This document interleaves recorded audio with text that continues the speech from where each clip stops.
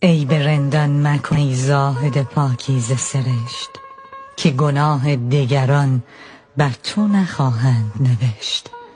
من اگر نیکم و گر بد تو برو خود را باش، هر کسی آن درود عاقبت کار که کشت.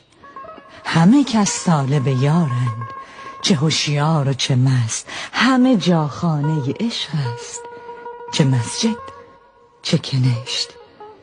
ناامیدم مکن از سابقه لطف ازل، تو پس پرده چه دانی که خوب است و که زشت. نه من از پرده تقوا به در افتادم و بس، پدرم نیز بهشت ابد از دست بهشت.